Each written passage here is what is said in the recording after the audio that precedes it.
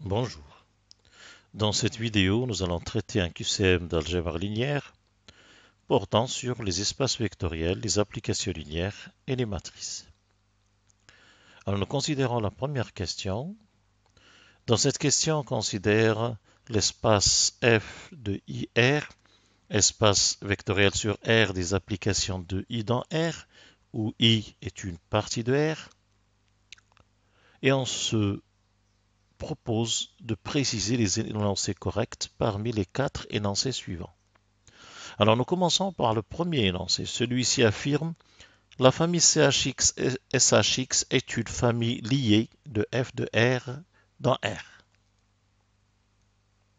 Alors, pour voir si cette famille est liée, il faut pouvoir trouver deux réels alpha et bêta non tous les deux nuls, tels que alpha CH plus bêta SH égale 0.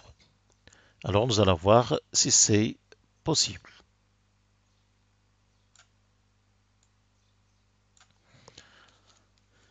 Alors soit alpha et bêta,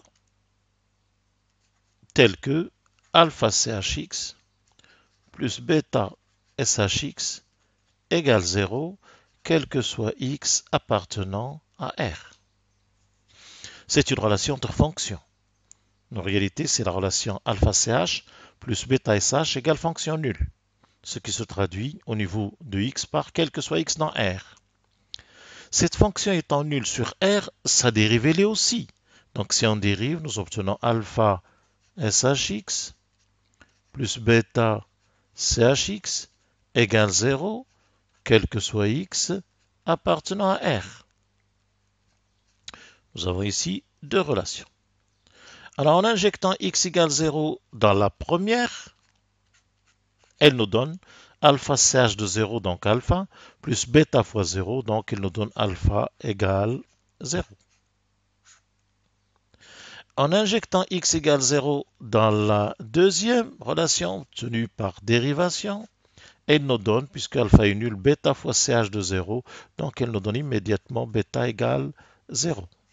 Par conséquent, une relation de la forme alpha CHX plus bêta SHX égale 0, quel que soit x, conduit à alpha et bêta nul. Et par conséquent, la famille CHX SHX est une famille libre, et donc l'énoncé 1 est faux. Regardons maintenant le deuxième énoncé. Celui-ci affirme, pour tout réel A, la famille formée des trois vecteurs CHX, SHX, exponentielle AX, de f de R vers R est une famille libre. Dire que cette famille est libre, c'est dire que si nous avons une relation de la forme, si on a alpha CHX plus bêta SHX plus gamma exponentielle AX égale 0, quel que soit x, alors nous devrions voir alpha égale bêta égale gamma égale 0. Voici ce qui signifie l'énoncé. Or, nous avons ici trois fonctions usuelles, ch, sh et l'exponentielle. On sait que ces trois fonctions sont déjà liées par la relation chx plus shx égale exponentielle x. Alors exponentielle x ax avec a égale 1. Donc si a égale 1, la famille ou bien l'exponentielle est combinaison linéaire de ch et sh. Autrement dit, la famille chx, shx, exponentielle x est liée. Et donc, il existe une valeur de A pour laquelle la famille est liée, alors que l'énoncé affirme, pour toute valeur de A, la famille est libre. Et par conséquent, l'énoncé 2 est faux. Alors, voyons maintenant l'énoncé 3. L'énoncé 3 affirme ceci. Pour toute valeur de n entière non nulle, la famille formée des fonctions 1 ln de x, ln carré de x, ln puissance n de x est une famille libre de f l'ensemble des fonctions allant de R étoile plus vers R. Alors, dire que cette famille est une famille libre signifie la chose suivante. Si alpha 0, alpha 1, alpha n sont des réels, tels que, alors si on a tel que nous ayons alpha 0 plus alpha 1 ln x plus alpha n ln puissance n x égale 0, quel que soit x strictement positif, alors on devrait avoir alpha 0 égale alpha 1 égale alpha n égale 0. Voici ce que signifie l'énoncé 3. Alors voyons voir si cet énoncé est vrai. C'est un énoncé qui dépend de n, donc on pense automatiquement à la récurrence. Initialisant à n égale 1. Pour n égale 1, qu'en est-il de la famille 1 ln x? Alors soit alpha et bêta, deux réels, ou alpha 0, alpha 1, tel que alpha fois 1 plus bêta fois ln x égale 0, quel que soit x strictement positif. Alors nous avons immédiatement, si nous prenons x égale 1, cela nous donne ln de 1, 0, alpha égale 0. Il va rester bêta fois ln x égale 0. Donc pour x égale e, par exemple, on peut avoir bêta égale 0. Et par conséquent, la proposition est vraie pour n égale 1. Pour n égale 1, nous avons bien la famille 1, ln x est une famille qui est libre. Alors nous allons maintenant supposer que l'énoncé est vrai pour n. Autrement dit, nous allons supposer, prendre comme hypothèse que la famille 1 ln x ln puissance nx est libre. Et nous allons considérer donc une famille formée de n plus 2 fonctions. C'est-à-dire nous allons prendre une expression de la forme alpha 0 plus alpha 1 ln x, etc., plus alpha n plus 1 ln puissance n plus 1 x égale 0, avec x strictement positif.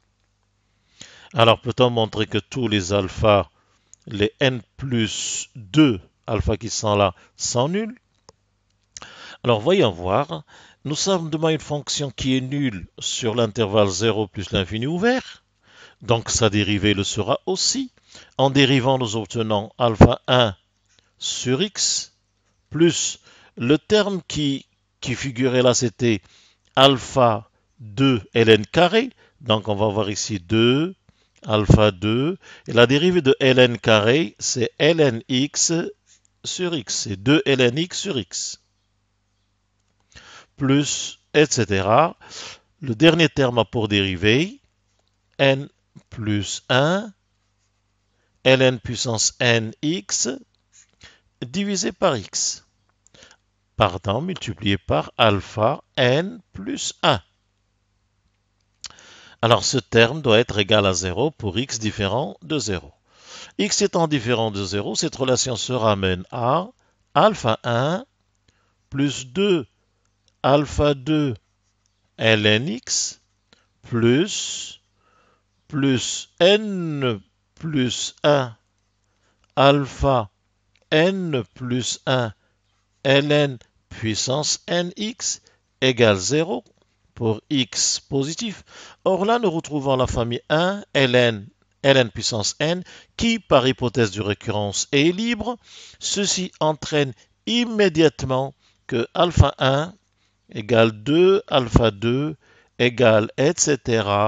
égale n plus 1 alpha n plus 1 égale 0. Ce qui nous donne alpha 1 égale alpha 2 égale alpha n plus 1 égale 0. Et en revenant à l'équation ou l'égalité de départ et en remplaçant à partir de alpha 1 jusqu'à alpha n plus 1 ces valeurs-là par 0, il nous reste donc alpha 0 égale 0. Donc tous les coefficients sont nuls et par conséquent, nous avons l'énoncé 3 est vrai. Nous passons maintenant à l'énoncé 4. Celui-ci affirme la famille formée des trois fonctions 1, arctangente x, arctangente 1 sur x est une famille liée de l'espace des applications de R étoile vers R. Dire que cette famille est liée, c'est dire que il existe alpha, bêta, gamma, non tous nuls, tels que alpha fois 1 plus bêta arc tangente x plus gamma arc tangente 1 sur x égale 0. Naturellement, x différent de 0. Alors, ceci traduit le fait que la famille proposée est une famille liée. Est une famille liée. Bien. Alors, nous avons une somme ici, une fonction qui est nulle pour x différent de 0. Donc, sa dérivée aussi. En dérivant, nous allons avoir bêta sur 1 plus x au carré plus gamma fois la dérivée d'arctangente 1 sur x, c'est moins 1 sur x au carré sur 1 plus 1 sur x au carré. Cette dérivée est donc aussi nulle pour x différent de 0. En réduisant ici au même dénominateur, elle devient bêta sur 1 plus x au carré moins gamma sur 1 plus x au carré. On simplifie par x carré du dénominateur égale 0 pour x différent de 0. Ou encore, bêta moins gamma multiplié par 1 sur 1 plus x au carré égale 0, quel que soit x différent de 0. Ce terme n'étant jamais nul, on en déduit que bêta moins gamma égale 0, ou bien bêta égale gamma. Première relation. Alors, que devient notre relation de départ? Alpha plus bêta arctangente plus gamma arctangente 1 sur x. Elle devient alpha plus bêta facteur de arc tangente x plus arc tangente 1 sur x égale 0. Nous avons remplacé gamma par bêta. Et ceci est vrai pour tout x différent de 0. Alors déjà, pour x égale 1, cette relation s'écrit alpha plus arctangente 1 pi sur 4, là aussi arctangente 1 pi sur 4, donc plus bêta fois pi sur 2 égale 0. Pour x égale moins 1, ceci nous donne alpha, alors arctangente moins 1 moins pi sur 4, là aussi moins pi sur 4, donc moins bêta pi sur 2 égale 0. Et par conséquent, en ajoutant les deux, nous avons 2 alpha égale 0, ce qui donne alpha égale 0. Et en remplaçant dans l'une, nous obtenons bêta égale 0. Or, gamma égale bêta, donc nous avons aussi gamma égale 0.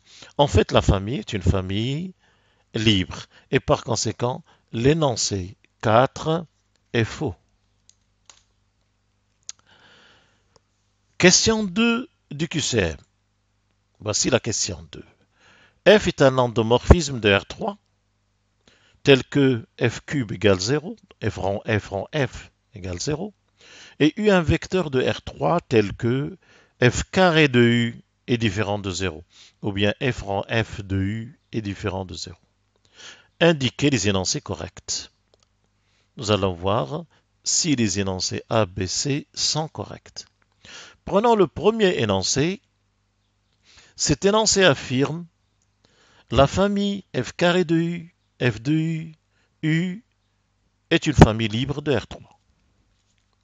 Cela signifie que si on prend alpha, bêta, gamma, trois scalaires, tels que alpha f carré de U plus bêta f de U plus gamma U égale 0, alors on doit pouvoir montrer que alpha, bêta et gamma sont nuls. Alors l'hypothèse contient deux faits importants, à savoir f cube égale 0 et f carré de U différent de 0. Alors pour avoir des termes nuls, nous allons composer par des f. Nous allons composer par f carré c'est f rang f, il est linéaire, et nous allons utiliser la linéarité, on va l'appliquer à alpha, f carré de U, plus bêta f de U, plus gamma U, égale f carré de U, on sait que f carré de U de 0 égale 0, et donc ceci nous donne alpha f4 de U, plus bêta f cube de U, plus gamma f carré de U égale 0. Ce terme est nul car f cube est nul. F4 c'est f cube rang f, donc ce terme est aussi nul. Et on obtient gamma f carré de U égale 0. Comme f carré de U différent de 0, d'après l'énoncé, on en déduit que gamma est égal à 0. La relation de départ se ramène à alpha f carré de U plus bêta f de U égale 0. Nous allons encore profiter du fait que f cube est nul en composant par f.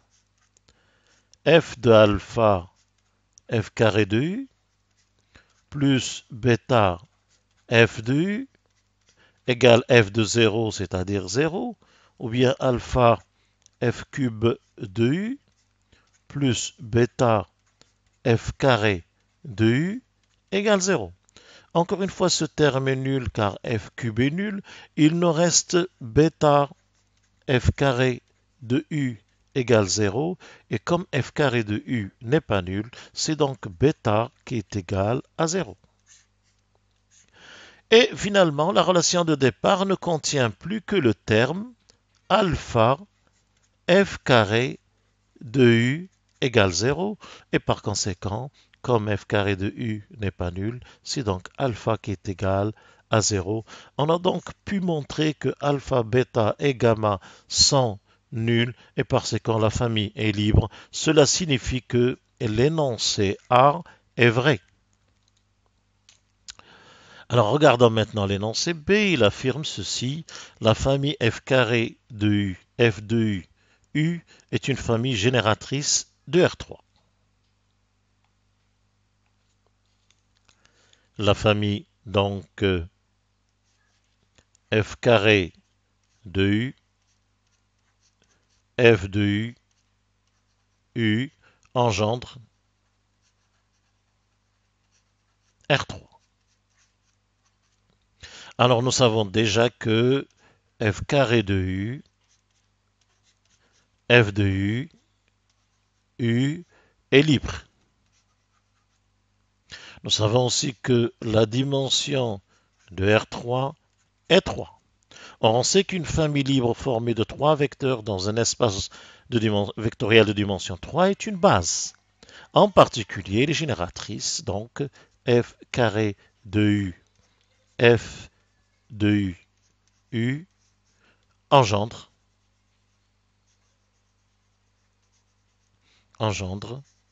R3. Et par conséquent, l'énoncé B est vrai. Reste maintenant l'énoncé C. Cet énoncé affirme il existe une base de R3 dans laquelle la matrice de F est donnée par cette forme-là. Alors, rappelons qu'on vient de montrer que la famille F carré de U, F de U, U est une base de R3. Donc, ce qui est naturel, c'est de penser à écrire la matrice de F dans cette base. Appelons-la matrice B. Alors, la matrice de F dans la base B contient les composantes des images de ces trois vecteurs de B dans la base F carré de U, F de U et U. Alors, dans la première colonne, on va mettre les coordonnées de l'image du premier vecteur. L'image de F carré de U, c'est F cube de U, c'est 0.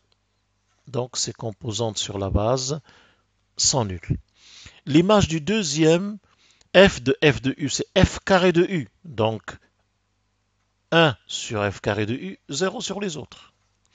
L'image du troisième, c'est F de U. Donc, 1 sur F de U et 0 sur le reste. Autrement dit, une telle base existe bien dans laquelle la matrice est donnée par l'énoncé et par conséquent, l'énoncé C est vrai.